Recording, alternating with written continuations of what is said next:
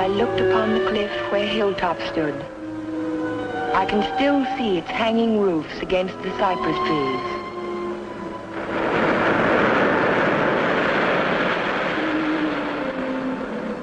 But Hilltop is no more. There is only a scar of jutting rock where once its windows glittered in the California sun. My Aunt Amelia's house still stands next door. I was a welcome guest within its walls, but to me it will always be a house of fear. I was afraid that Sunday morning in September. I was afraid before the doorbell rang.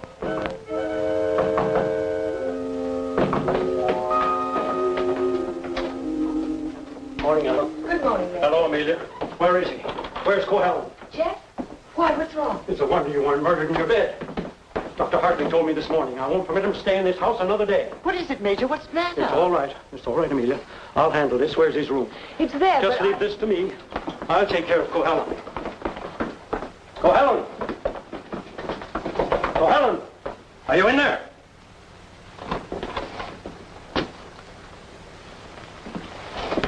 He's gone. He can't be. He said last night... Well, I mean, he must be around somewhere. I'll search the place from top to bottom. Would anyone mind telling me what all this excitement is about? You've been harboring a dangerous man. A man who is... Wouldn't it be fair to Jeff if we waited until we find him and then he can speak for himself? Well, by all means, find him. But where? Well, supposing I look in the garage and see if his car's still there. Just what did Dr. Hartley tell you?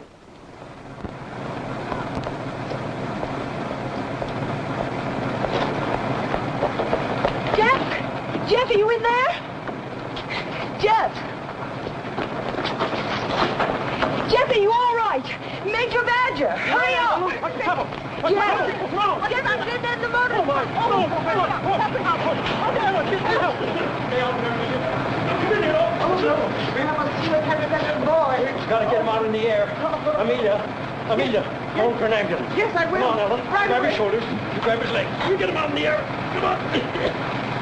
Jeff, if only I had listened to the doctor. If you had only listened to him on the train. There was something wrong even then, something terribly wrong. I should have seen it in your eyes the first time we met.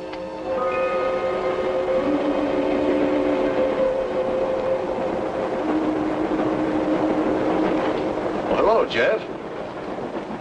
Oh, hello, Doc. Patient in Los Angeles, or were you just doing the town? Oh, medical dinner at the Biltmore last night. What have you been up to? I spent a couple of days at the General Hospital. Those dizzy spells again? Nothing serious, I hope. When I need a doctor, I'll come to see you. I was getting some technical stuff for the Veterans Hospital I'm working on. Didn't I hear somewhere that Ben Shepard donated the land for it? That's right. Join me in a cup of coffee? No, thanks. I've just had breakfast. I'll see you later then. Oh, Jeff, Yes? I don't like those recurring periods of depression of yours. Why don't you come in and let me give you a checkup? One of these days.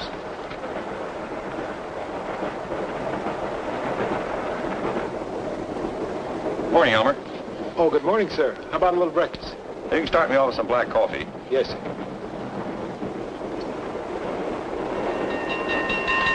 May I?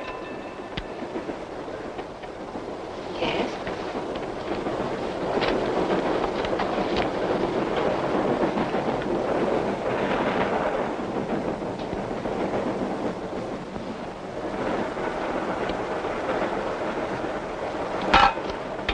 Oh, sorry.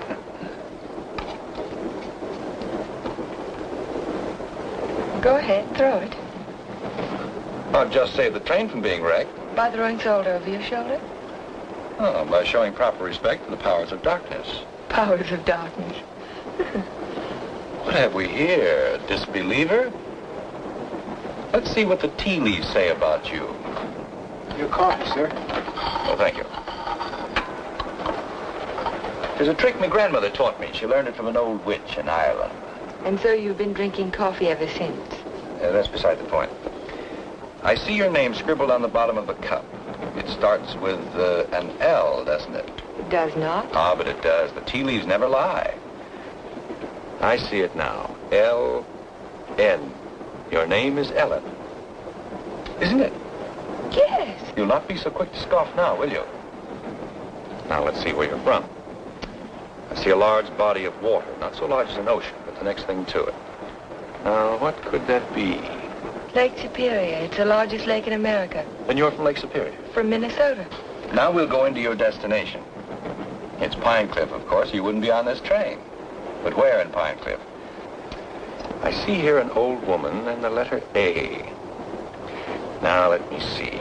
The old woman is standing in the garden and she's talking to her neighbor. So you're going to the city, she says. And what train will you be coming back on? Saturday's train, he says. Then you'll have a pleasant companion, she says, for my niece Ellen is coming to visit me and she'll be on Saturday's train. You see, the tea leaves never lie. And neither do the tea bags. But how will I know her, I says to Amelia. Sure, now, she says, just look around the parlor car and the prettiest girl there, that'll be Ellen Foster. You're a real Irishman, aren't you? You've obviously kissed the blondie still. Kissed it, she says. I wear it on my watch fob. And just from what part of Ireland do you come? Flatbush.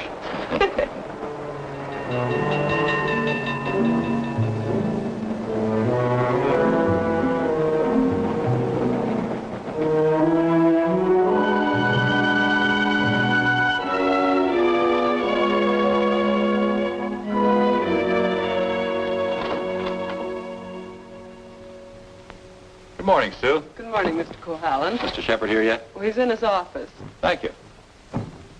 I think this would be an ideal site for the beach club, don't you, Keith? Yeah, it certainly would, Ben. Busy, Ben? Oh, come right in, Jeff. Well, we bring the road in here and divide this section into 2-acre lots. Hold out this area for the golf course. Hi. How are you, Ben? Hello, Jeff. How was the trip? Fine, thank you. I bought you a little present while I was in Los Angeles. Found it in an antique shop. Hi, Jeff. Parents? It's a map of an old Spanish land grant. Say, that is an antique. Here's the Ibarra territory. My grandmother's grandfather, he lived right there. That was before California was a state, wasn't it, Ben? It certainly was. I keep forgetting how long your family's lived here. Only since 1820. Really? Come in. Pardon me, Mr. Shepard. What is it, Mac? Well, Sue told me you were in here. Did you take any blueprints with you when you went down to the city? No, why? Why, the rear elevations are missing. They can't be. I put them in a file Thursday. Well, they're not there now. Well, they must be. Come on, I'll help you look for them. See you later, Ben. Thanks for the map, Jeff. Glad you like it. Jeff seems to be getting awfully absent-minded lately, doesn't he? Well, the boy works too hard. Maybe so, but... Say, that's quite a map, isn't it? Oh, it's a beauty. Look, here's our beach. That's the old Spanish name for it, Costa del Rey, the Coast of Kings.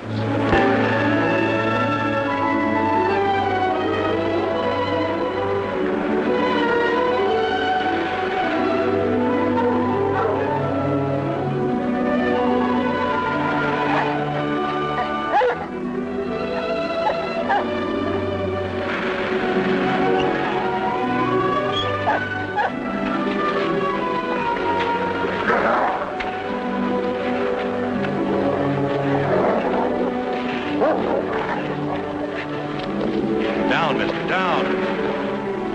Don't be afraid of him. He won't hurt you. Well, I hope he didn't tear your coat. oh, no, it's all right. I don't know what got into him. He never barks at people. He seemed to think I was an intruder. Oh, yes. Of course, that must be it. Is this a private beach? Oh, no. It's just that there was someone who used to sun here beside this rock. Well, I'll forgive him this time. I must say you own a very particular dog. I don't own him exactly. They own me. Shamrock and Mr. O'Grady. Mr. O'Grady? Isn't that an odd name for a German Shepherd? Well, it's Herr von Gradenstein on his papers. I translate it. Well, I guess I ought to go home. I'll walk along with you.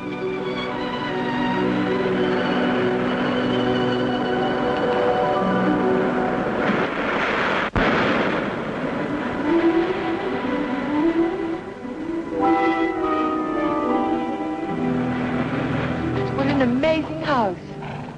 Don't you like it? Yes, I think I do. It looks as if it had wings. As if it could take off and fly across the sea. That's the effect I was striving for when I built it. You built it. My house. It certainly belongs exactly where it is, doesn't it? Yes, I think a house ought to blend with its environment. If it's built in a valley, it should crouch between trees. If it's on top of a hill, it ought to be part of the sky.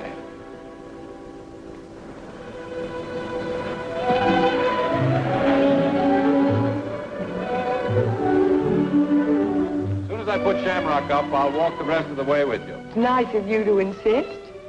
Isn't it? I'm beginning to like your house more and more. You can't take it all in at the first glance, can you? No, it's like some people that way, I guess. You have to know them a while. Like you, for instance? Yes, I suppose that's true of me, too. We don't have houses like that in Minnesota.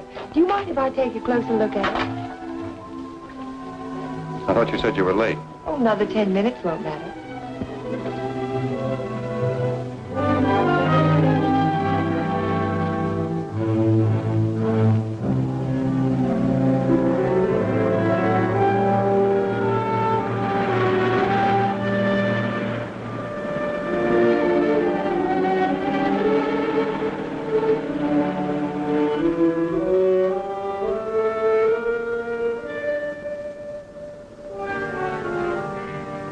May I go in?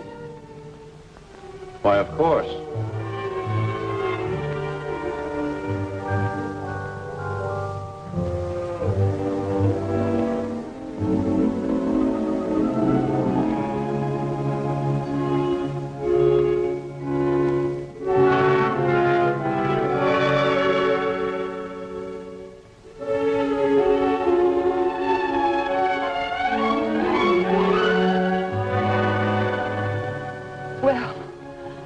I just don't know what to say. You care for a drink? Thank you. Sherry, all right? Yes.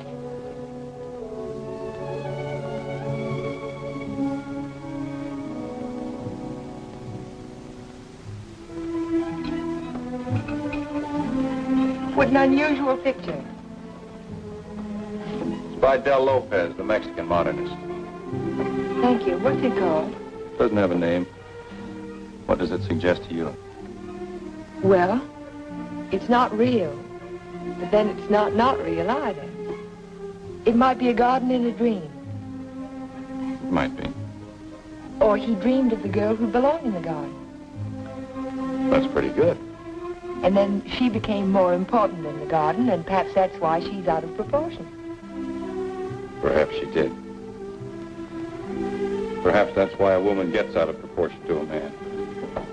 I really don't know anything about modern art. There isn't anything to know about it. It's like music. Its form doesn't have to copy nature to please the senses. Or does it? We were talking about art. I was talking about figures. Are you interested in figures? I have a Sivigliano. You have a what? Sivigliano, an Italian sculptor. I bought one of his porcelains with my first fee. Would you like to see it? Yes, I would. Where is it? Over by the window. Come on, I'll show it to you. This is my good luck charm. It's called Hotai, the Chinese goddess of chance. Sivigliano always...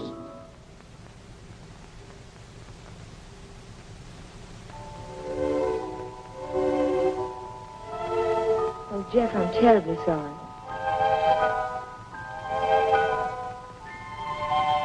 Can it be mended? No, it's beyond mending. Well, Aunt Amelia may be worrying about me. I suppose I should go home. Yes, I suppose you should.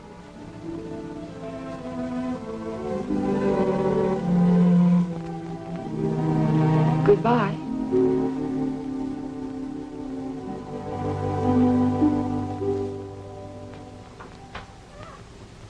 Good afternoon, Luella. Hello, Miss Foster. Is Aunt Amelia at home? I didn't see her go out. Ellen. Oh, hello, Aunt Amelia. Were you afraid I was lost? No, I was sure you could take care of yourself. But it was getting late, and I was afraid you'd forgotten about the dance at the country club tonight. Of course not. I just ran into Mr. Cohalan on the beach, and I stopped by his house for a glass of sherry. You were inside Hilltop? Why, yes. You don't disapprove, do you? After all, I'm a little old to need a chaperone. But no one's ever been inside Hilltop before. No one. Except Jeff. It's funny. He built it for his bride. Then there's a Mrs. Cohalan. No, Vivian was killed the night before the wedding. How awful. Aunt Amelia, Yes, dear. what was she like? Vivian, she was the most beautiful girl you ever laid your eyes on. She was Ben Shepherd's daughter. Ben Shepherd. Ben owns most of Pine Cliff. That's why it was such a perfect match. Jeff was a protege of his, more like a son. And when he fell in love with Vivian, Ben was delighted. Of course, he adored Vivian, especially after her mother. And I shouldn't talk about a mother. It was such a scandal. Poor Ben. Aunt Amelia, you said that Vivian Shepherd was killed. Was it? It was an accident. Jeff told Ben it was bad luck to have a party before the wedding, but Ben insisted. There were so many people there. Jeff and Vivian stole away in her car, and 5 minutes later she was dead in a collision at 12-Mile Drive. You never can tell what private tragedies people have had, can you? I mean, when you first meet them. He seemed so light-hearted on the train. He can be that way sometimes. The next minute he's strange, like never inviting people into his home and never mentioning Vivian's name. I can tell you one thing. We've been pretty worried about Jeff, but the way he's been acting. Well, how would you expect him to act after a shock like that? Seeing the woman he loved killed right in front of his eyes? It's a wonder he didn't go out of his mind. Don't get so excited, dear. I'm sorry.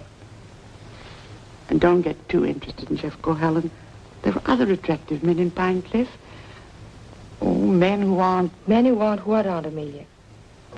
Well, after all, he has had a tragedy in his life, and it's only a year ago. Hadn't we better get dressed? Yes.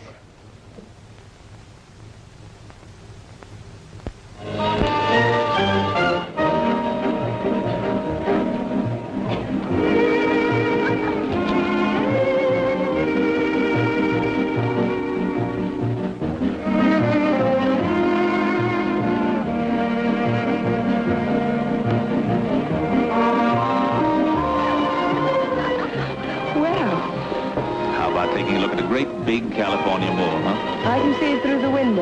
Yes, what I had in mind was a personally escorted tour. Think of my reputation, Mr. Ferris. But I am thinking of it. A new girl in town seen walking with me in the moonlight while the stag line will give you a rush. I never encourage stag lines. There's no future in them. Well, in that case, we'll sneak out quietly, huh? No, thank you. Thank you, but no. Cold climate, Minnesota. Yes, isn't it? Let's go down to the bar and talk it over. All right. I see you know our local hero. We've met. Charming fellow. Yes, he is. I suppose you fall madly in love with him. Everybody else does. Except you, Mr. Ferris. Oh, I think he's just ducky. Did you children enjoy your dance? It was just ducking. Keith, you must sit down and have a drink with us. I thank you. I'd like to.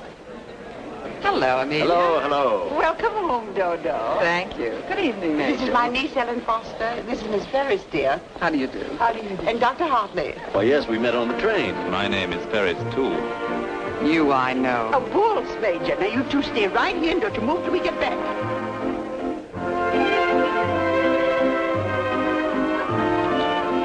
Miss Foster, the only dance I know is a waltz. Will you risk it with me? I'd love to, Dr. Hartley. And how were things at the separation center? Did you have a good time? Reno is delightful. I received my discharge papers yesterday. You'll get your copy in the mail. Well, that calls for a celebration, doesn't it? It certainly does. In that case, I'll take you down to the bar and buy you a drink. Oh, really? Oh, come now. We're civilized people, aren't we? Well, I guess it can't do any harm. You know, I think it ought to be a lot of fun, now that we're not married anymore.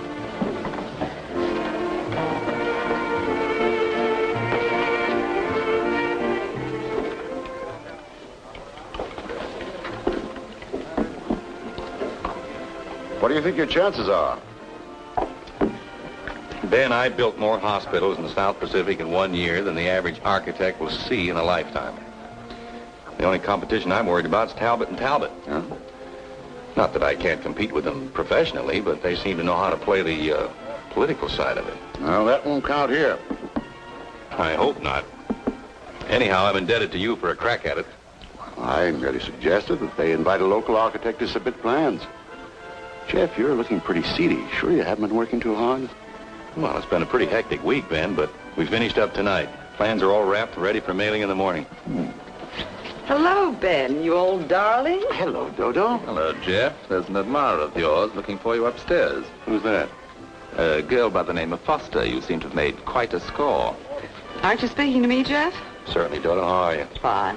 Are, congratulations in order? They certainly are. We're celebrating the new freedom. See you later. Bye. I think I'll go upstairs, Ben. It's, getting a little crowded down here.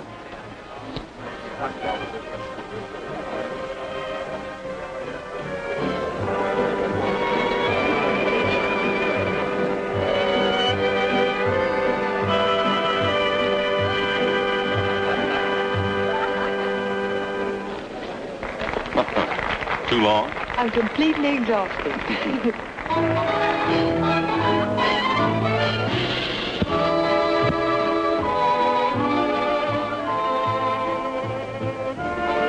What is that song? Do you know?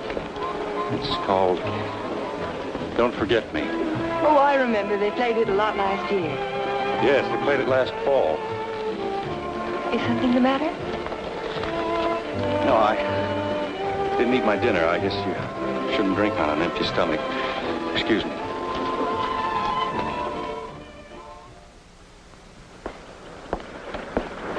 Here, Butch. Such a little animal, and yet he's got an appetite as big as mine. Well, Jeff doesn't answer. Oh, maybe he left early. But he looked so worried last night. Well, supposing he's ill and there's no one to take care of him. After all, dear, Jeff's a big boy now. Oh, how nice. We're invited to Ben's fiesta next week. He gives one every year. I think I'll walk over and make sure he's all right. Who, Ben? Oh, you mean Jeff?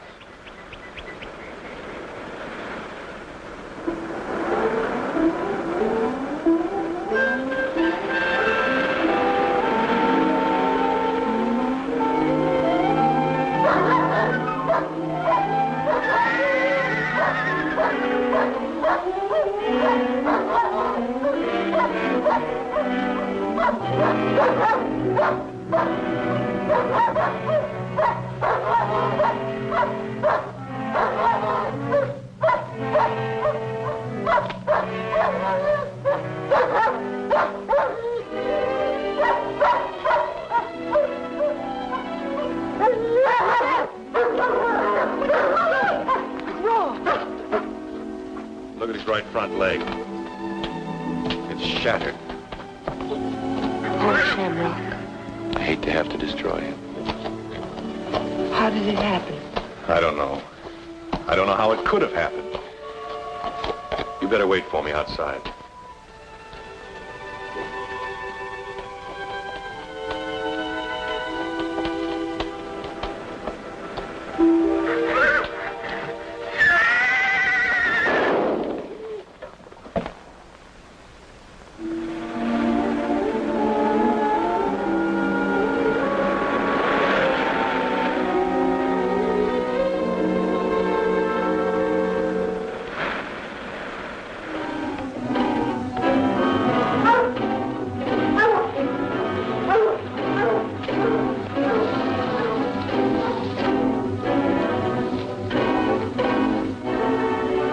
Which way he went? Who? The man. What man? He was hiding in the bushes. Didn't you see him? No. I only saw some branches move, that's all.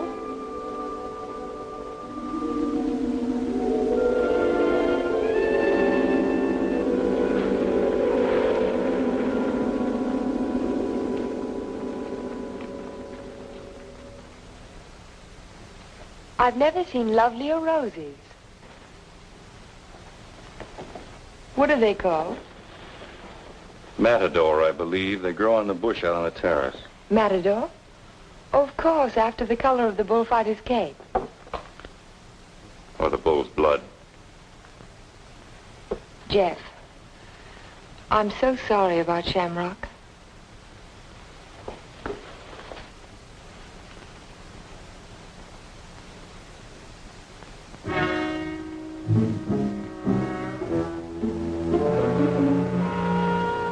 Helen, you better go now. You're not safe with me. Do you understand? Suppose I don't want to be safe. Please go now. I'll call you later. All right, Jeff.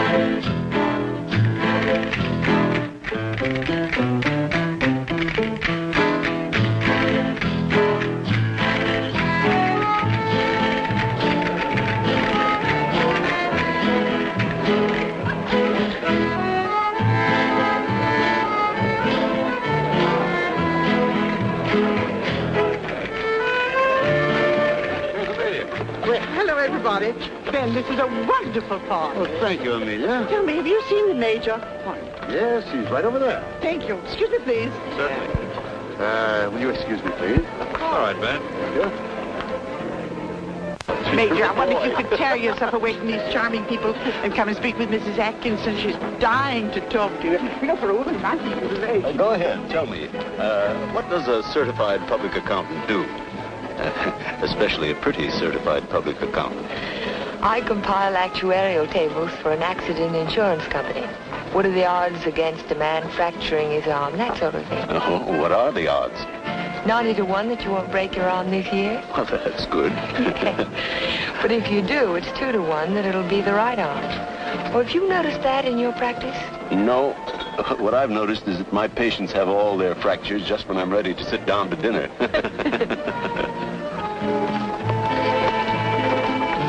Hey, you. Come here, man. I want to talk to you. Si, senor. Didn't I see you around my place last week? Me?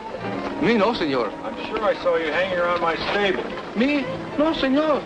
Some other fellow, but not me. Just a minute. All right, go ahead.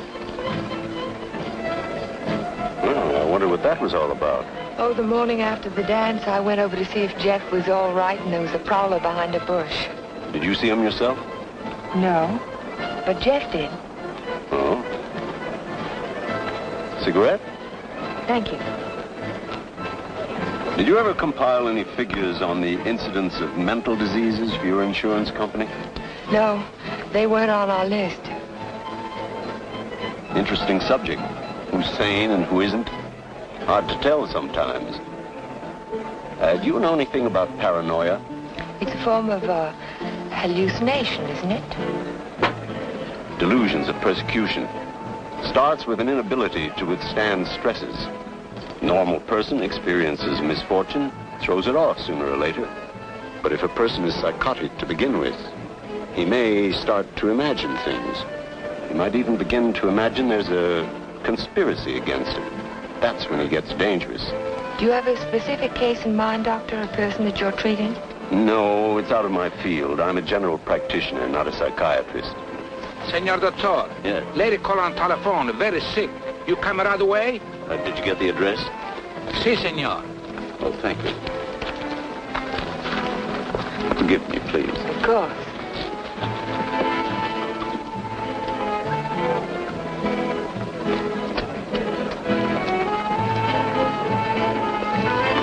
Are you sure, Jeff? Ben, I'm positive it was the same man. Well, I'll talk to him if you want me to, but you know how it is with those fellows. They all look alike if you don't know them. Maybe you're right, Ben. So the guy gets up and he says, Keith, you take a powder. Well, the guy was bigger than I. So what could I do? This is same thing happened to me, only he wasn't so tall. Oh, I remember all too well. Remember that evening? Excuse me, honey. I'll be back in a while. Certainly. Because the rest of the committee feel that a local architect should have the job. Ben, may I see you a moment? Surely. Excuse me, Jeff. Certainly.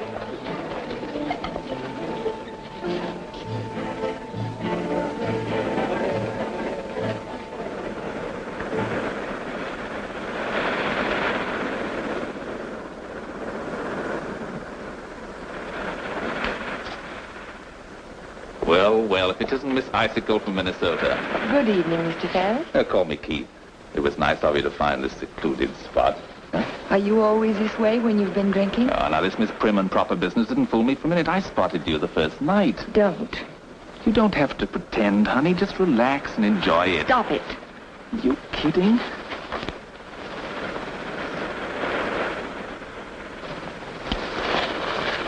Jeff. Hello, Galahad. Been playing Peeping Tom? Get out. Don't be ridiculous. As I was Would you saying, mind honey, leaving us alone? Jeff, please I'd like to don't. have a few words with him. Privately. If I ever catch you around Ellen again, I'll run you out of Pine Cliff. Galahad, you frightened me. I'm warning you, I mean it. Keep away from her. I know too much about you. So what? You'll never open your mouth. That's the beauty of it. It's your story, and you're stuck with it.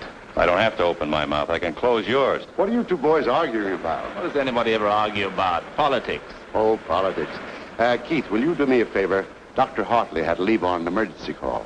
Will you see that Dodo gets home? She has a little headache. I'd be glad to. Ben, don't you think maybe I'd better? Look, I pay her alimony. I'll take her home.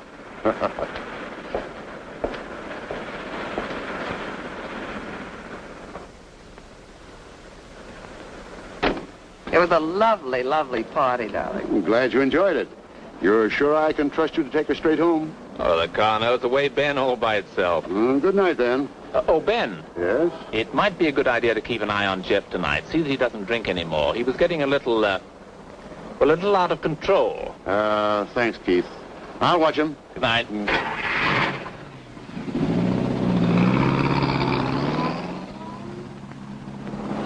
Still cutting the lad's throat, I see. An inch at a time. Every little bit helps. Helps what? Or is it just pure meanness on your part? Don't be stupid. Ben hasn't any heirs, has he? All that money and not even a second cousin. Suppose he should take a notion to leave it all to Cohalan. Where would I be?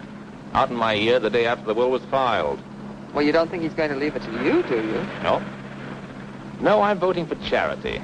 With Keith Ferris as administrator of the estate. What would you think of a Vivian Shepherd Foundation for something or other? That turns even my stomach. Oh, I'm very well, thank you. You were in the cavalry, weren't you, Major? Well, I'd like to ask you a question. Can a horse break its leg in its own stall? What's that? You think it's a chance in a million? No, I was just computing the odds on an accident that happened last week. Well, thank you very much for the information, Major. Good night.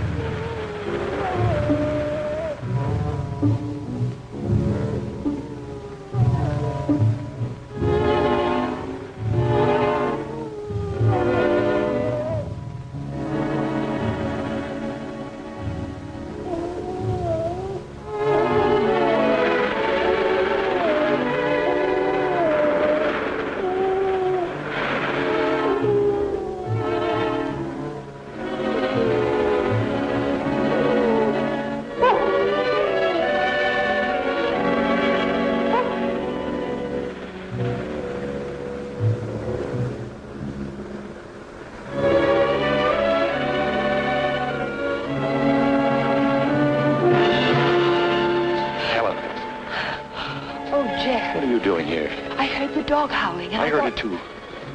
Could you tell where it came from? No. It's around here someplace, but I can't locate it.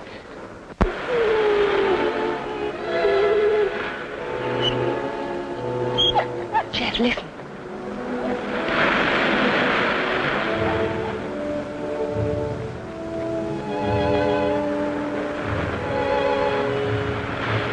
What's the matter, mister?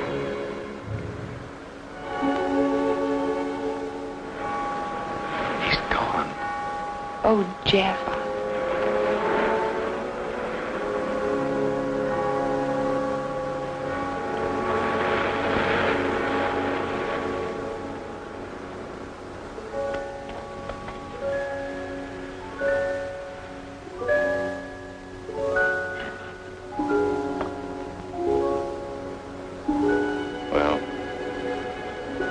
About all we can do tonight. Jeff, I want to talk to you. Well, not now. I'm sorry, I didn't mean to be rude, but I'm just not in the mood for conversation. You have to listen. It's important. Well, let's go up to the house.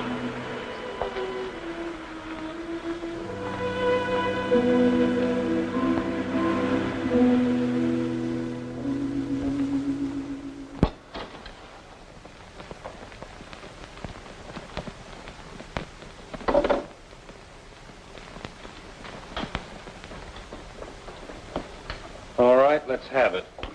I talked to Major Badger tonight. He can't understand how Shamrock could break his leg in his own stall. Well, he hasn't anything on me. I can't understand it either. Unless it's bad luck. Don't call it luck, Jeff. What would you call it? I'm not sure. A few days ago, this rose was on your matador bush. It was alive and beautiful. Now it's dead.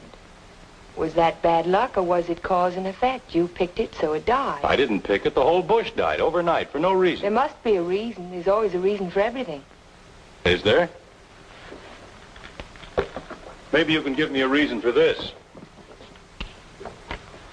Take a good look at it. It looks different. Is it the way the light hits it? It isn't the light, it's the colors. Look at it again.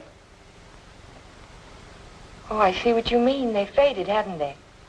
All the life's gone out of it. Your rose bush dies. Your painting fades. But have you ever had a common, ordinary fall, Jeff? What do you mean? 65% of all accidents are falls. Falls down a flight of steps, falls out of a tree, falls off a ladder, or in a bathtub. But nothing of that sort ever happens to you. It's too ordinary. Your kind of accident has to be unique. What are you driving at? Your bad luck, Jeff. It's a little too bad to be true. Your porcelain figure fell off the table while nobody was in the house. Shamrock broke his leg while he was in his own stall. Now your picture fades. It's too bizarre, Jeff. The impossible can happen, but not over and over again. Are you trying to tell me they didn't happen? No, they happened all right, but it wasn't luck. Can't you see the pattern that runs through all your accidents? Shamrock, Mr. O'Grady, your picture, your statue, your rose bush, and the collision on the highway last year. That's when it all began. 6 accidents, and every one of them killed something you loved.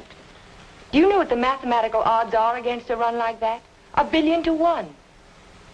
Are you telling me they weren't accidents at all? No, I'm only trying to tell you that lightning can strike twice in the same place, Jeff, but not 6 times.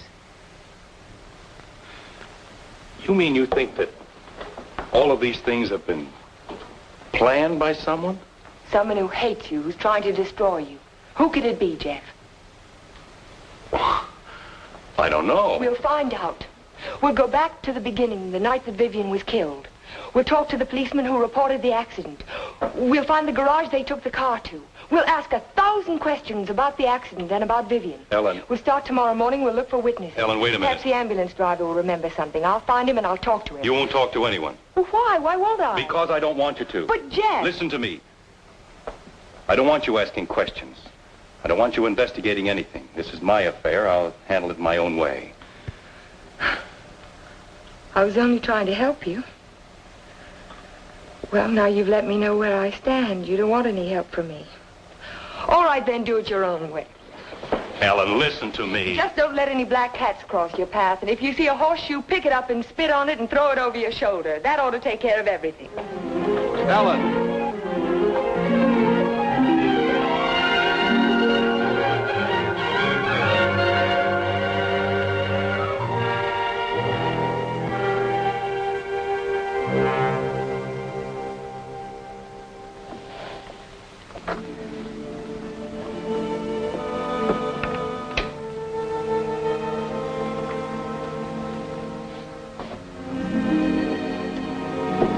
Come in. Hello, Aunt Amelia. You didn't tell me good night, dear. I'm sorry.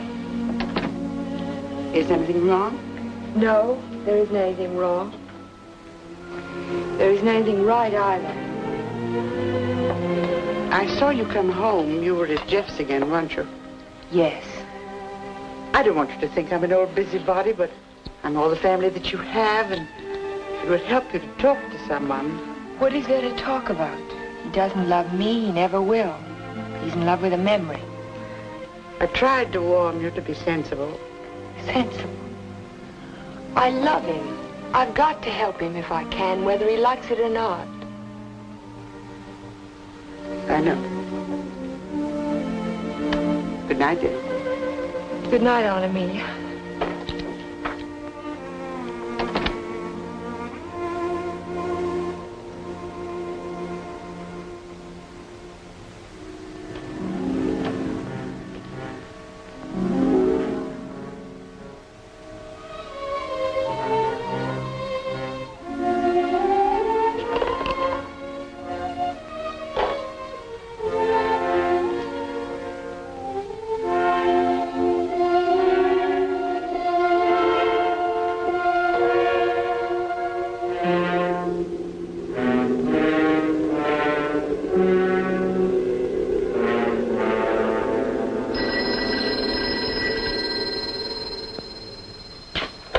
Hello? Hello, Jeff. Oh, yes, Ellen. I've taken your painting to an art shop. You did what? I found out some very important information. If you come over tonight, I'll tell it to you. No, I can't tell you now. Look, I thought you understood I was going to handle this in my own way. Don't argue, Jeff. Just come on over. Goodbye.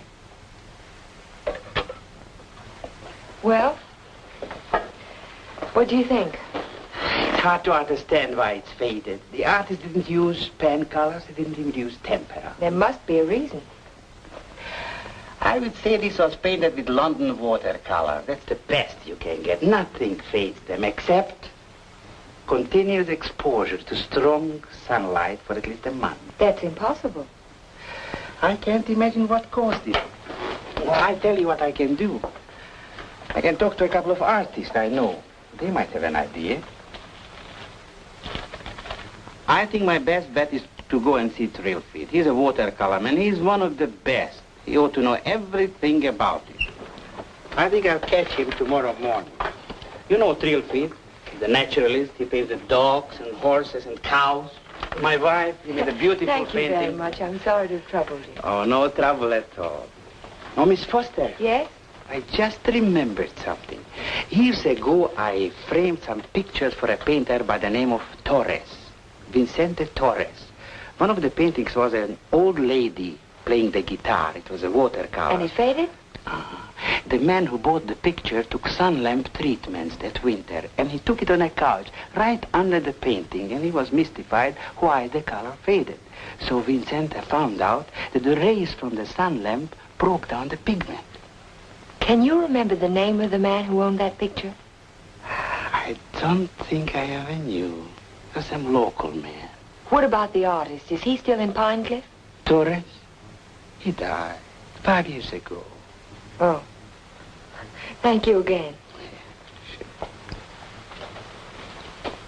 Yeah.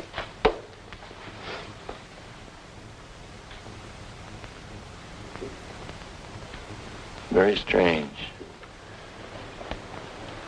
Have you told anybody else about this? Of course not. But someone in Pine Cliff knows that you can fade the colors out of a painting by turning a sun lamp on it. If we can find out who owns that picture, Jeff, the portrait of the old woman with the guitar... What would it prove? If somebody wants to destroy a painting, there must be 100 easier ways of doing it. That's not all. Read this.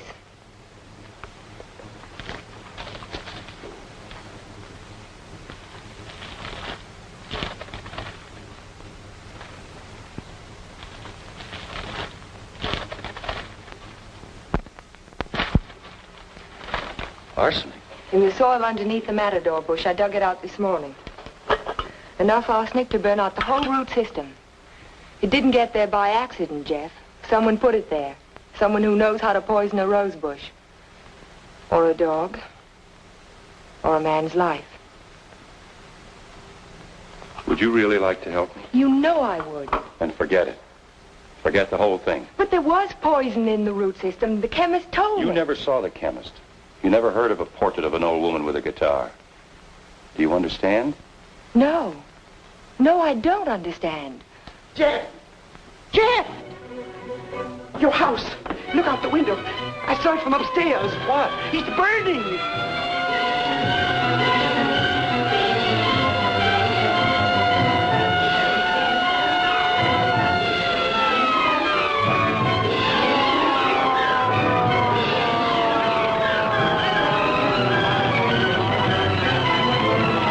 Sorry, we won't be able to save much, Mr. Cohalan. The fire got too big a start. Everybody stand back. Out of the way, please.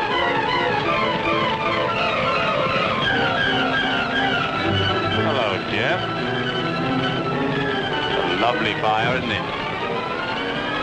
You know, you can see it for miles. Jumped right in my car and drove over. Wouldn't have missed it for anything.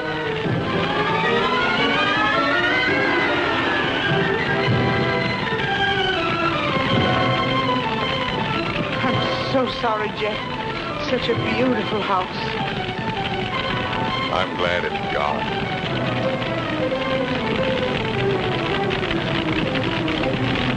Be sure to tell Jeff that he's welcome to come and stay with us as long as he likes.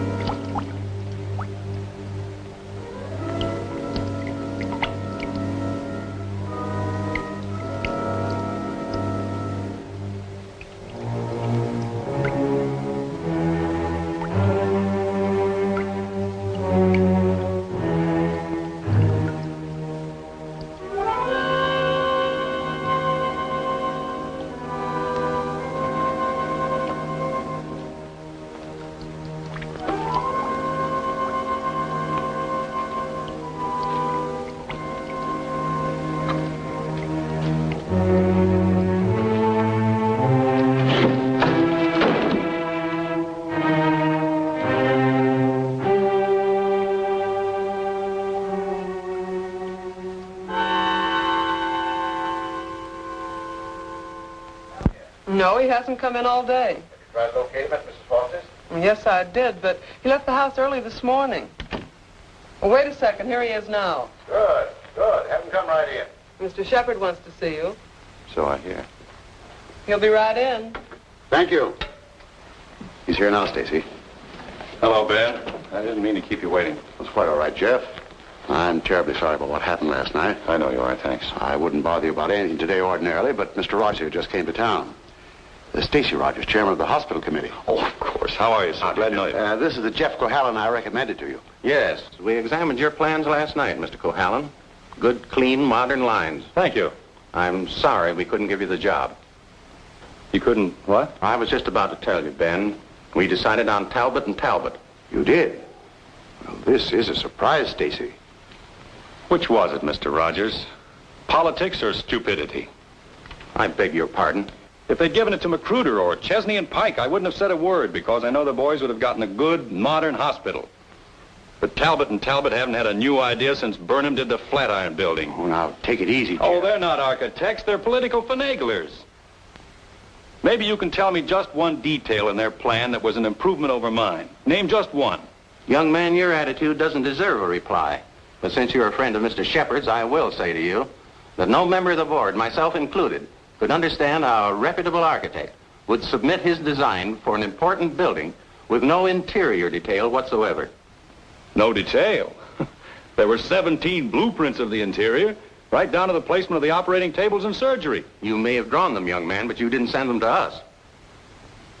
There were no interior details? None at all. Could they have been misplaced somewhere in your office? Not possibly. The sealed packages were opened in the presence of the entire board. Maybe you misplaced them, Jeff. You know how absent-minded you've been. Suppose you can find the duplicates. Would the board be willing to reconsider? That's impossible. The contract has already been awarded.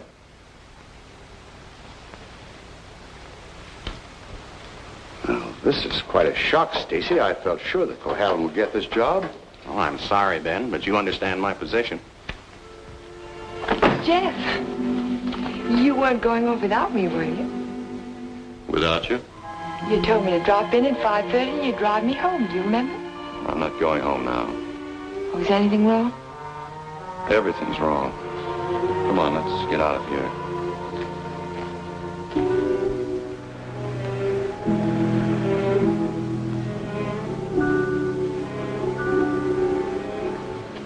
It's dreadful. A whole year's work completely wasted. Typical Cohalan luck. Don't keep calling it luck. Supposing someone took those plans out of the office and wrapped the package over again. Who'd do a thing like that? Keith would. He hates you. He hates everybody. There's something twisted inside of him. It would take a psychiatrist to explain it. And why does Mr. Shepard keep him on at the office? He doesn't know what he's like. Dodo must know. She acts as though she's still in love with him. There are women who love men like Keith. Take a psychiatrist to explain that, too. It's getting kind of late. I'd better drive you home.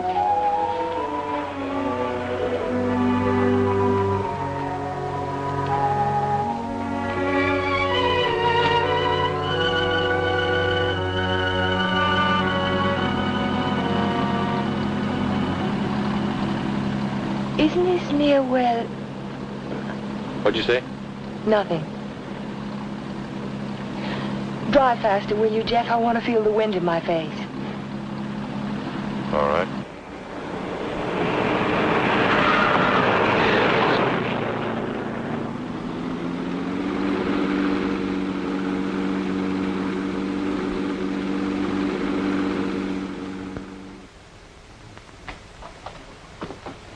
Here you are, Miss Foster.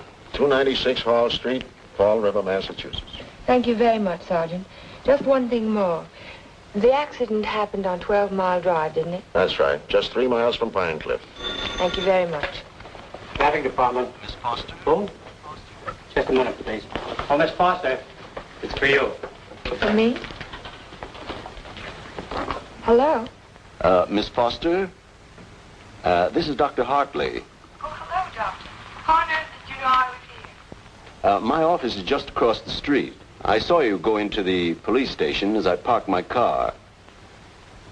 Are you in trouble, Miss Foster? In trouble? Why, no. I mean, not exactly. I think you better drop into my office. Can you come over right away?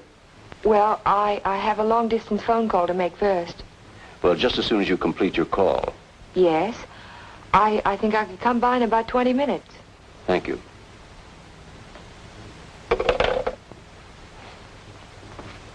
Thank you, Sergeant. That's all right. Miss Foster. Hello, Dr. Hartley. Come in. Come in. I was startled when you telephoned me at the police station. Well, I'm very glad I spotted you, and I did. Why did you ask me if I was in trouble? Well, the fact is, I'm in rather an awkward position. But your aunt is getting along in years, and I didn't want to disturb her unduly, so I thought it best to discuss this matter with you. Sit down, sit down. Thank you. Yes, Doctor? Since I'm your aunt's physician, I feel it's my duty to inform you that she isn't safe. That neither one of you is safe, for that matter. So I wanted to get your permission to speak to your house guest, to ask him to move to a hotel. But I don't understand. What has that to do with my aunt's safety? Yes, I was afraid you'd ask me that. The fact is, you're forcing me to take an unethical action. The man isn't my patient, and even if he were... Whatever it is you're trying to say, Doctor, why don't you just go ahead and say it? Yes, you're quite correct. I'll come to the point. Let me say that I believe your house guest, Mr. Cohalan, is definitely paranoiac. He seems to have all the obvious symptoms of delusions of persecution. If that's true, then you and your aunt are in a hazardous position. Two helpless women in the same house with a man who may become dangerous at any moment. We can't allow it. May I ask you a question, Doctor? Certainly. You speak of delusions of persecution, but... Oh, a delusion is imaginary, a thing that never happened. That's right. But Jeff's dog was poisoned. His house was burned down. That was no delusion. I saw it myself. Did you see the gasoline can? Gasoline can? The gasoline can the police found in the ruins of Hilltop. It was an unusual type of container. Only one store in Pine Cliff sells them. And that store sold such a can to Jeff last Monday.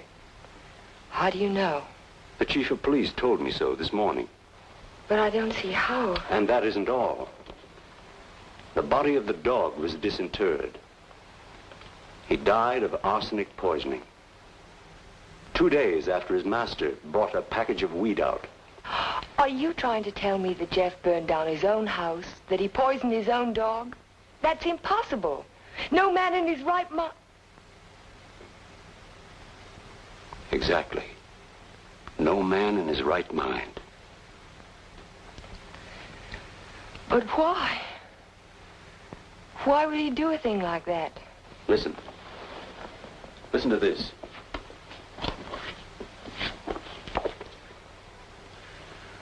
Once the feeling of guilt is firmly established in the subconscious, the patient may do injury to himself as a form of penance or self-imposed retribution. Such actions may be taken without conscious volition and will often disappear entirely from the memory stream, so that the patient is later unaware that his injuries were self-inflicted. That's my theory, that Jeff is suffering from feelings of guilt, and he's unconsciously punishing himself for it. Guilt? You keep talking about guilt. I don't understand you. What is he guilty of? His fiancée was killed in an automobile accident a year ago, and he was at the steering wheel at the time. It would be an unusual man who didn't reproach himself under those circumstances, even if he was blameless. And if he thought he was responsible for the death of the woman he loved, if the thought began to prey on his mind, it's rather an obvious theory, isn't it? Yes. Then I have your permission to speak to him. I'll be as tactful as possible. No, not yet. Not until Friday. Friday? I've got to have time to think about it. I'll be very careful, but promise me you won't speak to him yet. Well, I can't force my opinions on you, Miss Foster, but I must emphasize as strongly as I can that delay can be dangerous. Extremely dangerous. I'll be very, very careful, Dr. Hartley. I hope you will, Miss Foster. Thank you.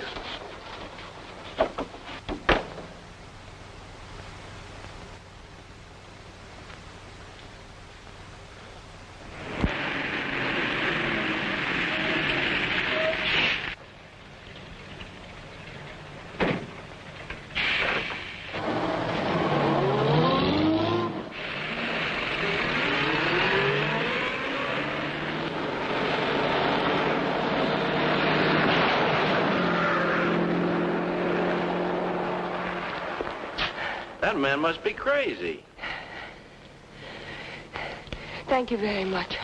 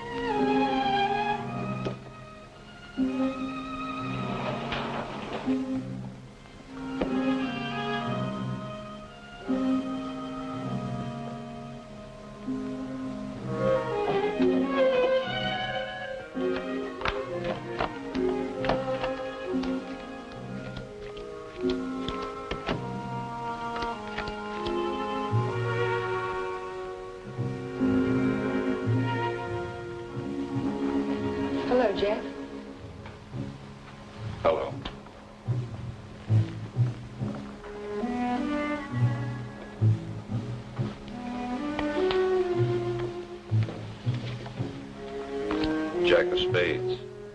Is that bad luck? Like a black cat? A dead man's card. Oh? Is there a card for a dead woman? The Queen of Spades. I almost drew it this afternoon. Oh, what happened? Oh, I just gotten off the bus and was waiting to cross the street and a car nearly ran me down. It almost seemed to be trying to. Did you see the driver? No. I was too busy trying to get out of the way. What kind of a car was it? A green convertible. Like yours. Except the top was up. You've got to get out of here, Ellen. You've got to get out of Pine Cliff right away. Why, Jane? Because something else is going to happen. I can feel it. It might happen to you. I'm not going to leave, not now. I'm warning you, Ellen. It's no use, I'm not going. You're asking for trouble. Am I? Then I'll really ask for it. Watch yourself closely. Watch yourself every minute. Don't trust anybody. Not even you? Not even me. Well, I think I'll go to bed now.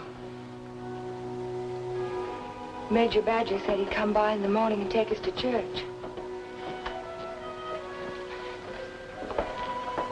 You won't forget what I said. You'll be careful. I'll be careful.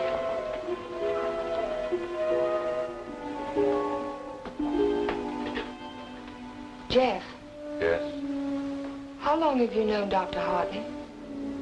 For years, ever since I came to Pine Cliff. Has there ever been any bad feeling between you? No, why should there be? Well, he thinks that the shock of Vivian's death might have affected your mind. He thinks that you might be paranoid.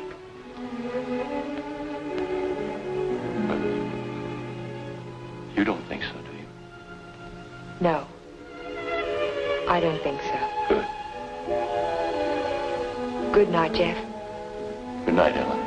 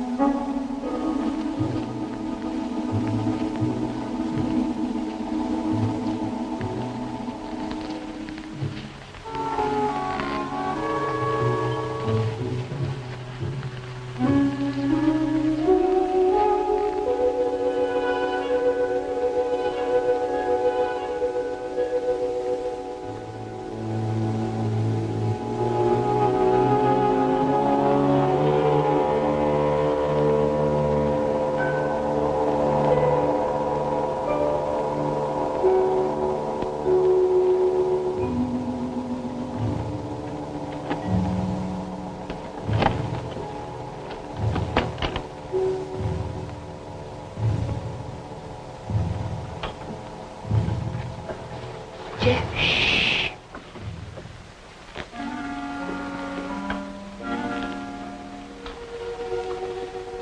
I had to see you again. I wanted you to have this. Don't be afraid to use it if you have to. I want you to wait for me tomorrow morning. Tomorrow morning? You mustn't leave the house. You mustn't leave the house without me. Promise you won't. All right, Jeff. I promise. You won't forget when Major Badger arrives? No, I won't forget.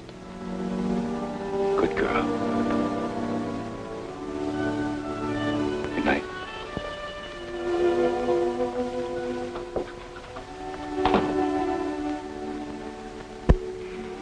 We found Jeff early the next morning.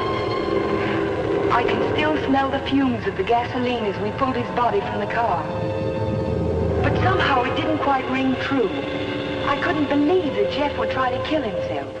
No suicide note was found, but the local architect was discovered in the Foster garage with the door closed and his car motor running. He was immediately removed to City Hospital, where latest reports from Dr. Raymond Hartley advised that Cohalan is now definitely out of danger.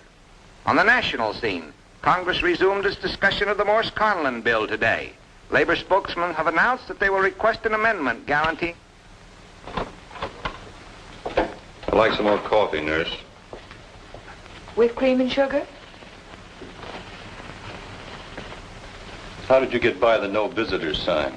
I walked right straight past it to ask you a question. Oh, you did? Well, suppose you walk right straight past it again, going the other way. Not till you've answered my question. Would you rather I rang for a nurse? Oh, you weren't that way on Saturday night when you needed me. I made you a promise then and I kept it. Now I think you owe me the answer to one question. Just one. Well, I won't ask you why you came to my room that night. I know the answer to that one. Oh, you do? Certainly. You wanted to make sure that I'd find you on Sunday morning before the motor ran too long. You probably didn't start it until after the major rang the doorbell. You don't miss much, do you? You counted on that, too. You knew that when we couldn't find you in your room, I'd think of looking in the garage, no thank you, to see if your car was still there. You have all the answers, haven't you? All except one. Why did you fill those buckets with gasoline? Fill the buckets? Oh, you saw that, too? Yes. I wasn't filling buckets. I was draining the gas tank. So if you didn't show up in time, the motor would stop running as soon as the gas in the carburetor was gone. But why? Why did you do it? You had your question. Don't be technical. Why did you pretend to commit suicide? When that car almost ran you down Saturday morning, you don't think that was an accident, do you? I couldn't get you to leave town, so I had to give him a different target. Different target? Me. Man doesn't kill my rose bush and my horse and my dog and then stop there. He must want to kill me. I can't wait any longer, not while strange automobiles are trying to run you down on the highway. I've got to force his hand now. I want him to think that it's safe to take a shot at me. Don't you understand? Not quite. I've tried to commit suicide, haven't I? It was on the radio. It says so right here. So what if somebody takes a shot at me now and leaves the gun in my hand? It's an open and shut case, isn't it? The police wouldn't even investigate. So he's free to kill me now if he can. Doesn't have to hit around the edges anymore. But keep away from me. Don't stand too close to the target. Is that why you wanted me to leave Pine Cliff? That's why I want you to go home now and stay there. Lock the doors from the inside. If you have any visitors, don't let Aunt Amelia out of your sight. Don't trust anyone. Where will you be if I want to find you? I don't know, but I have to get out of here. I can't wait for him to make the next move.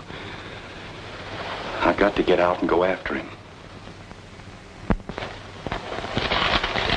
You say the exhibit was in 1939? The summer of 39. I ought to have that catalog somewhere.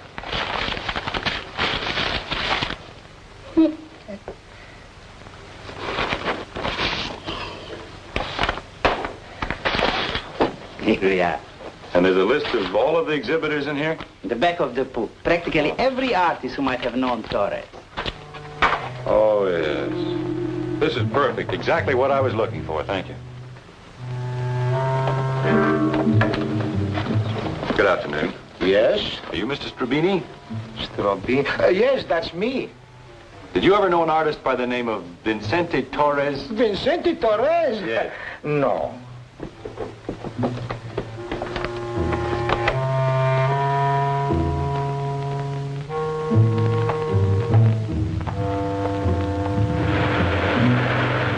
Vicente Torres? Certainly I knew him well. Watercolor man. No sense of depth. Do you recall a painting he did, a portrait of an old woman with a guitar? An old woman with a guitar? Don't believe I ever saw it.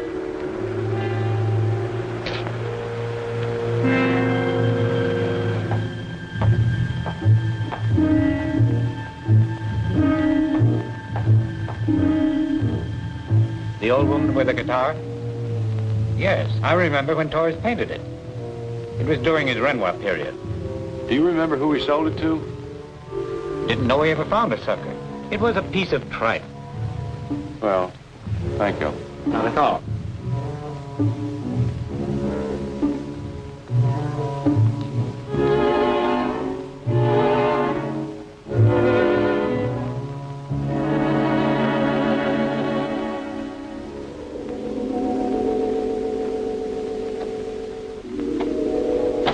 Why, Mr. Cohalan, Hello, Sue. you had a few phone calls. Anything important? I don't think so. A man named Carter called. Said he was a friend of an artist that you knew. The name sounded like Boris. Was it Torres? Could be. Did he leave a number? No. He said he'd call back around 6. What's after that now? When Mr. Shepard's anxious to see you. He's still in the office. Okay. Shepard Estates. Oh, yes, just a minute. Mr. Carter. Hello? Yes, that's the man, Vicente Torres. Do you remember a watercolor he painted, a portrait of an old woman with a guitar? You do? Do you remember who bought it? You're absolutely certain? Oh, thank you.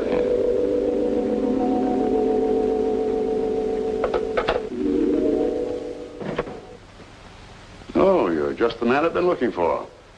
They wouldn't let me in the hospital, and you seem to have disappeared since you got out.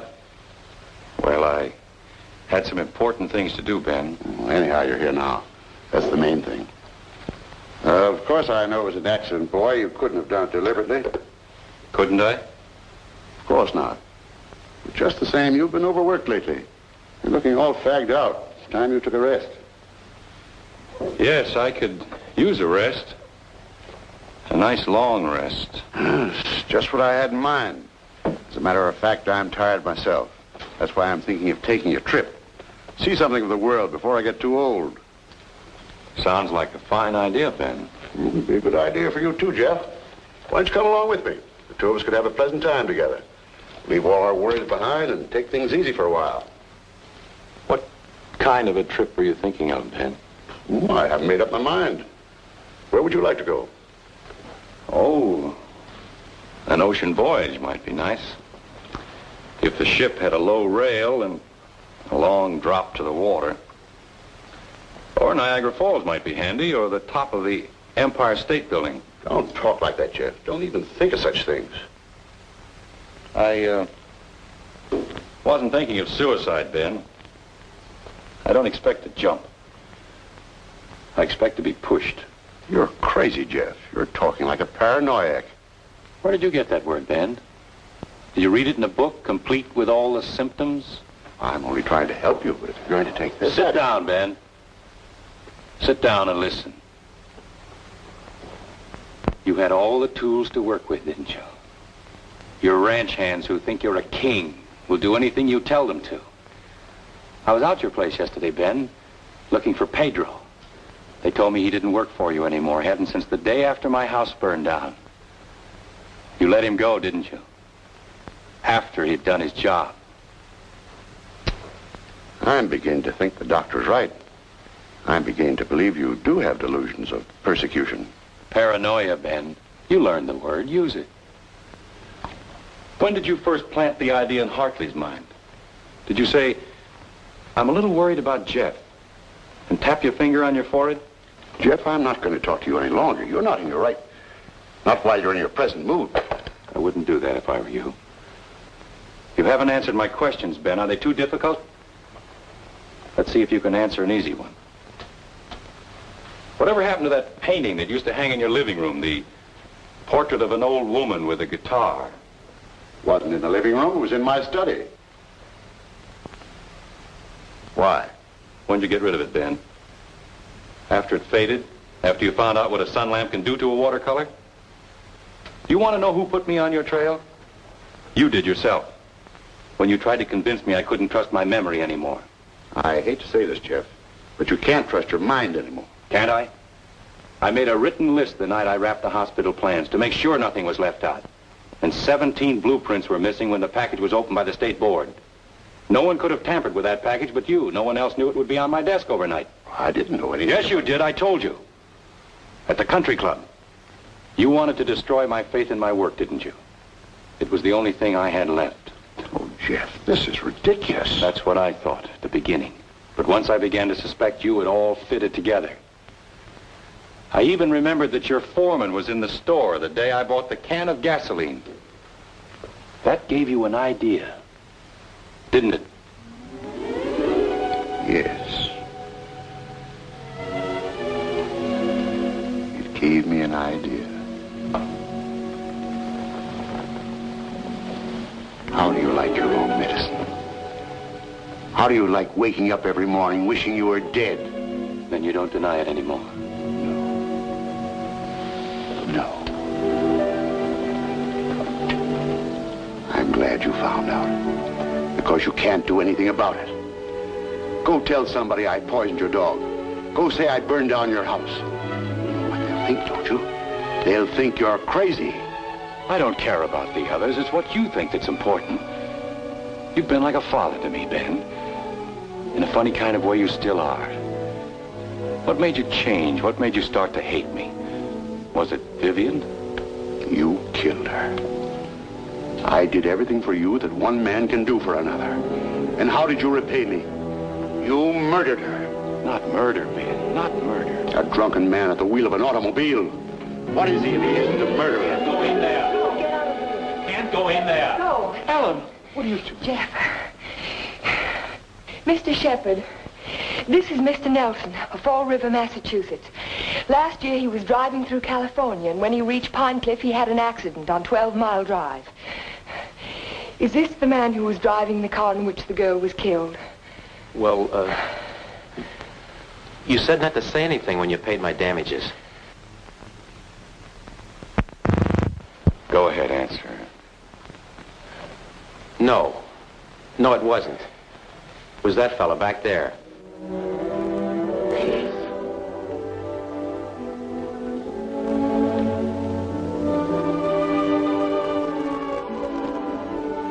Thank you, Mr. Nelson. I tried to keep it from you, Ben. At the party you gave the night before Vivian and I were to be married, I don't know whether you remember or not, I said something to you about the room being a little stuffy. I wanted to go outside for some air. I was really looking for Vivian.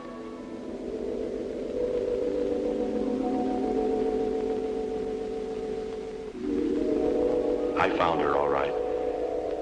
I heard them talking to each other.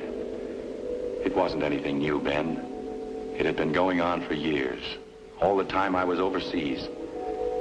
He was telling her why he'd never marry her. He couldn't. Dodo wouldn't give him a divorce. So she said, we'll run away without a divorce.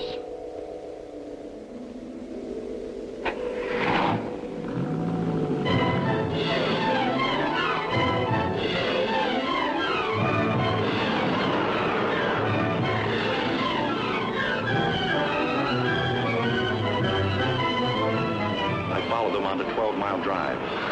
I didn't know where they were going, but I knew I had to stop them if I could. He was going as fast as the curving road would let him.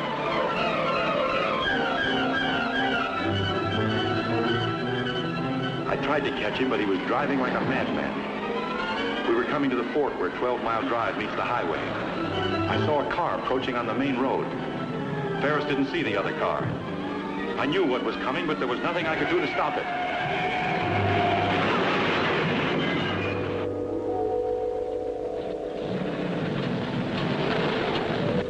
I jumped out of my car and ran toward the wreck.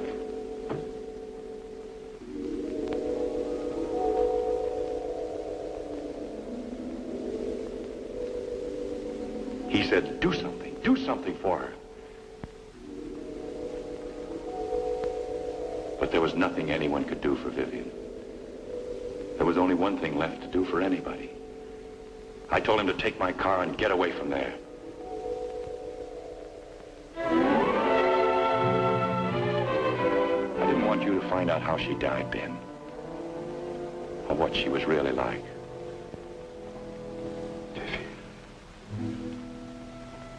Vivian.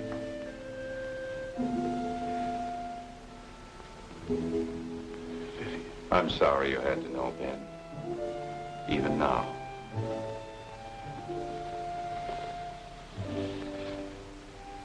Vivian, I always gave you everything you wanted from the time you were a little girl.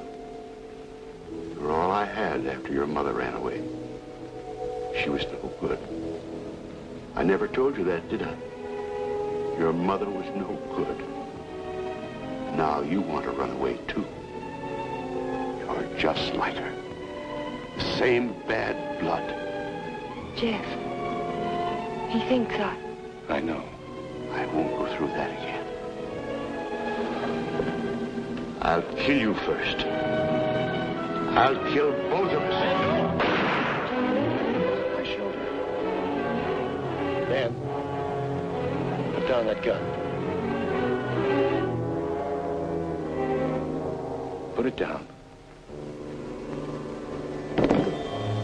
She ran away. She ran away from me. Call Dr. Hartley. Well, you finally fixed me with the old man, didn't you? But you'll never get any of his money now. He's as nutty as a squirrel. Now get out of here. Get out of Pine Cliff. If I ever see you again, I'll kill you. Dr. Hartley, this is Ellen Foster. Will you come over to Mr. Shepard's office right away? Yes, it's urgent. Thank you. It's all right, Ben. Everything's going to be all right. Vivian.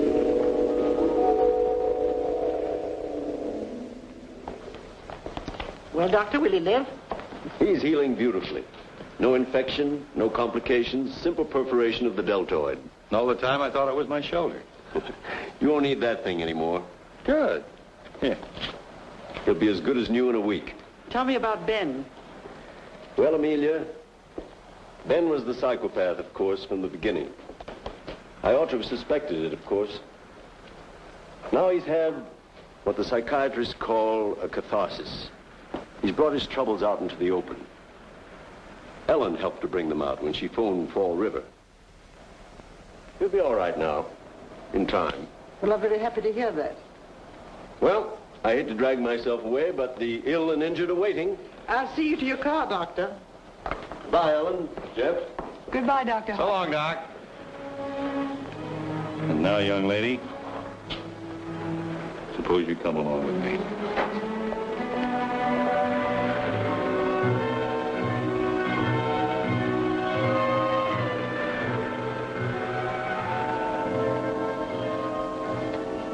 Ellen. Yes, Jeff? There's something I've been wanting to ask you. Yes, Jeff? How in the world did you ever find that fellow from Fall River? Oh, I found him in the traffic accident records at the police station. What made you think of him? The way you drove your car on 12 Mile Drive the other night. You could never have driven so recklessly with me if you'd been at the wheel when Vivian was killed. Not on the same road in the same place at the same time of night. You're pretty smart, aren't you? No. Yes, you are. You're very smart. No, I'm not. Oh, yes, you are. No, because I thought that you loved her. I thought you loved her all the time. I never really loved anyone.